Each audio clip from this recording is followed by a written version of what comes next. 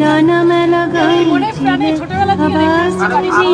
তুমি সমুদ্র স্থানে যাবে আমাকেও সাথে হাঁপিয়ে গেছে তো ওই জন্য হাঁপিয়ে গেছে রেস্ট 5 মিনিট রেস্ট হাঁপিয়ে গেছে ছবিটা পাঠিয়ে দাও আমি তোমাকে বলছিলাম যে এখানটায় কারো যদি সিপিএম এর মিছিল হয় বা মিটিং হয় আমাকে একটু ধরে জানাও তাহলে যোগাযোগটা রাখো তোমরা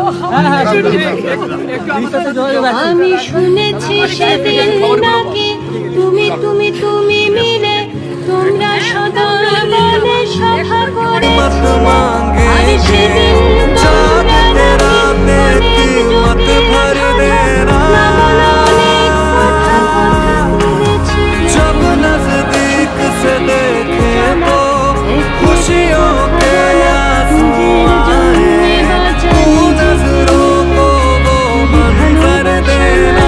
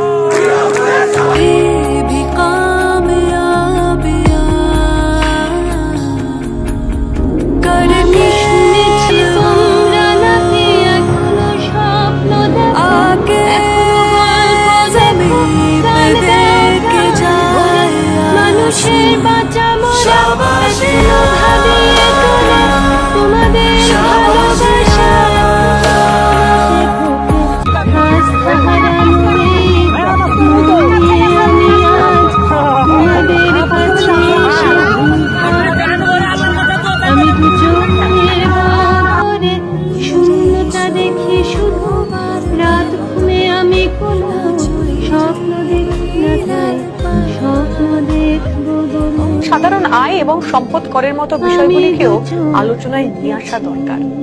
মিডিয়া সকাল বিকল নিয়ম করে হিংস্রতা, উগ্র জাতীয়তাবাদ আর দাঙ্গাবাজির টনিক আপনাকে বেশ কয়েক বছর ধরে নিয়েছে। আপনাকে কানে ফিসফিস করে বলেছে অল্টারনেটিভ নেই, দেয়ার ইজ নো অল্টারনেটিভ।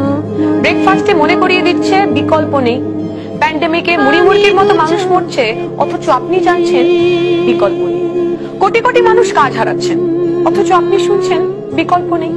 পরিযায়ী শ্রমিক ট্রেনে কাটা পড়ছেন, অথচ আপনি ভাবছেন বিকল্প নেই।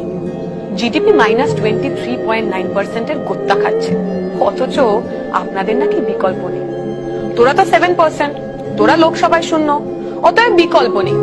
তোদের সোভিয়েত ভেঙে গেছে, অতএব বিকল্প নেই। আপনিও দিব্যি অভ্যস্ত হয়ে গেছিলেন এই সমস্ত, বিশ্বাস করেছিলেন সরকারের কাজ বোধহয় এমনটাই হওয়া উচিত।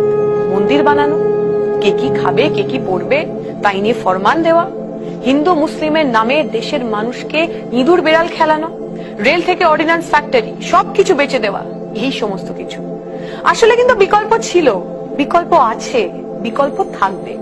আজ যখন 100 বছরে পা দিল ভারতের বুকে কমিউনিস্ট পার্টি, সেই বিকল্পের চর্চা আরো বেশি জরুরি হয়ে উঠেছে।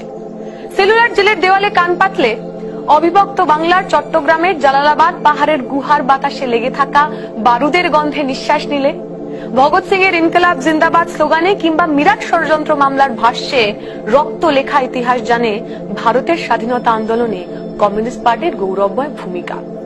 ব্রিটিশ সাম্রাজ্যবাদের বিরুদ্ধে রক্তক্ষয়ী লড়াইয়ের পাশাপাশি কমিউনিস্ট পার্টির আপসহীন সংগ্রাম ছিল শ্রেণী শোষণের বিরুদ্ধে, দেশের সার্বভৌমত্ব, সংবিধানের ধর্মনিরপেক্ষতার পক্ষে। পরে ভারতের বিভিন্ন প্রান্তে গড়ে ওঠা গণ আন্দোলনগুলোও কমিউনিস্ট পার্টির ভূমিকা ছিল তীব্রতর, একদম সামনের সারিতে। কেরালার পুন্নাপ্রা ভায়ালার, অবিভক্ত বাংলার তেভাগা আন্দোলন, অসমের সুরবা উপত্যকার আন্দোলন, মহারাষ্ট্রের ওয়ার্লি গণ অভ্যুত্থান, ভূমি সংস্কারের দাবিকে জাতীয় রাজনীতির খুব গুরুত্বপূর্ণ ইস্যুগুলোর মধ্যে জায়গা করে দিয়েছিল আমরা, এই আমরা যারা বামপন্থী রাজনীতি করি। এরই ফলাফল হিসাবে দেশে জমিদারি প্রথার অবলুপ্তি ঘটে, হাজার হাজার মানুষ সামন্ততান্ত্রিক শোষণের শিকল থেকে মুক্তি পান। তেলেঙ্গানার সশস্ত্র অভ্যুত্থান এদেশের কমিউনিস্টদের মুকুটে যোগ করে আরো এক নতুন পালকের। ভাষাভিত্তিক রাজ্য গঠনের যাবতীয় প্রয়াসে কমিউনিস্ট পার্টি সক্রিয়ভাবে অংশগ্রহণ করেছে। এগুলোর মধ্যে বিশালান্ধ্র, ঐক্য কেরালা এবং সংযুক্ত মহারাষ্ট্রের জন্য আন্দোলন কমিউনিস্টদের নেতৃত্বে গড়ে ওঠে। ইনক্লুসিভ ইন্ডিয়ায় গণতান্ত্রিক বার্তা দেওয়া সেদিন থেকেই কমিউনিস্ট পার্টির লক্ষ্য ছিল। বামপন্থী বিকল্প কি সেটার উদাহরণ তুলে ধরাই ছিল কমিউনিস্ট পার্টির লক্ষ্য। স্বাধীনতার আগে থেকেই নির্বাচনে জ্যোতি বসু, রতনলাল ব্রাহ্মণ এবং রূপনারায়ণ রায় নির্বাচিত হয়েছিলেন। তারা তুলে ধরেছিলেন বামপন্থী বিকল্পের কথা, খাদ্য সংকটের কথা, তেভাগা আন্দোলনের মধ্যে কৃষকের দাবির কথা।